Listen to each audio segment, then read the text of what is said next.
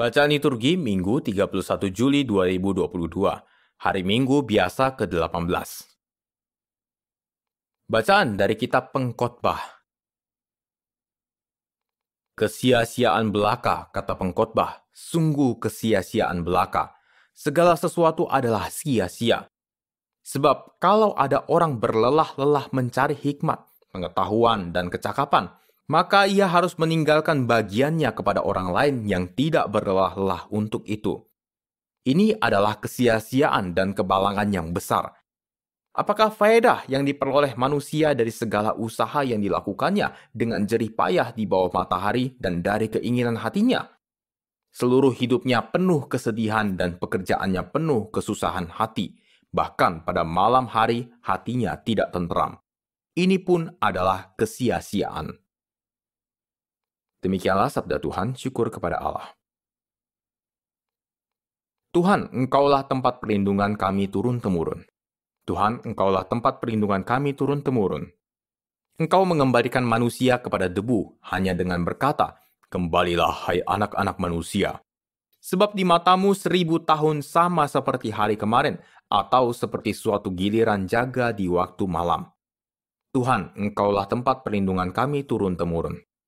Engkau menghanyutkan manusia seperti orang mimpi, seperti rumput yang bertumbuh, di waktu pagi tumbuh dan berkembang, di waktu petang sudah lisut dan layu. Tuhan, Engkau tempat perlindungan kami turun-temurun.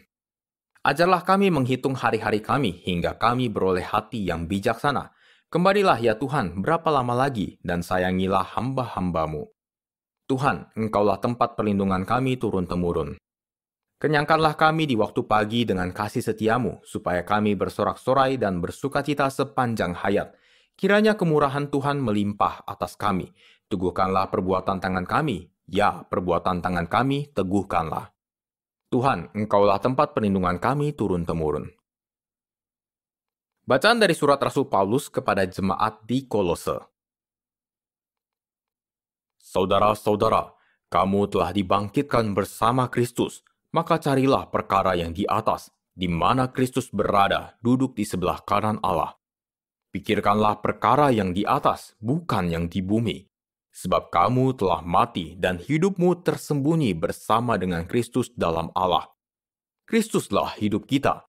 Apabila Dia menyatakan diri kelak, kamu pun akan menyatakan diri bersama dengan Dia dalam kemuliaan. Karena itu matikanlah dalam dirimu segala yang duniawi, yaitu percabulan, kenajisan, hawa nafsu, nafsu jahat, dan juga keserakahan, yang sama dengan penyembahan berhala. Janganlah kamu saling mendustai lagi, karena kamu telah menanggalkan manusia lama beserta kelakuannya, dan telah mengenakan manusia baru yang terus-menerus diperbarui untuk memperoleh pengetahuan yang benar menurut gambar penciptanya. Dalam keadaan yang baru ini, tiada lagi orang Yunani atau orang Yahudi, orang bersunat atau tak bersunat, orang barbar atau orang Skit, budak atau orang merdeka. Yang ada hanyalah Kristus di dalam semua orang.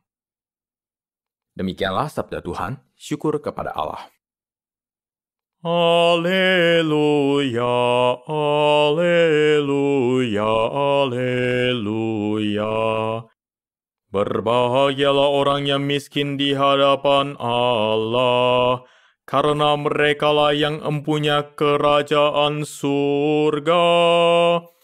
Haleluya, haleluya, haleluya. Inilah Injil suci menurut Lukas, dimuliakanlah Tuhan. Ketika Yesus mengajar orang banyak, salah seorang dari orang banyak itu berkata kepadanya, "Guru, katakanlah kepada saudaraku supaya ia berbagi warisan dengan aku." Tetapi Yesus berkata kepadanya, "Saudara, siapakah yang telah mengangkat aku menjadi hakim atau penengah bagimu?" Kata Yesus kepada orang banyak itu, "Berjaga-jagalah dan waspadalah terhadap segala ketamakan, sebab walaupun seorang berlimpah-limpah hartanya, hidupnya tidaklah tergantung dari kekayaannya itu." Kemudian Yesus mengatakan kepada mereka perumpamaan berikut. Ada seorang kaya, tanahnya berlimpah hasilnya.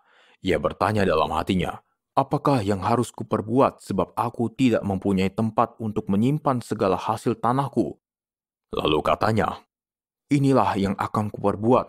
Aku akan merombak lumbung-lumbungku, lalu mendirikan yang lebih besar, dan aku akan menyimpan di dalamnya segala gandum serta barang-barangku. Sesudah itu aku akan berkata kepada jiwaku, 'Jiwaku, ada padamu banyak barang, tertimbun untuk bertahun-tahun lamanya.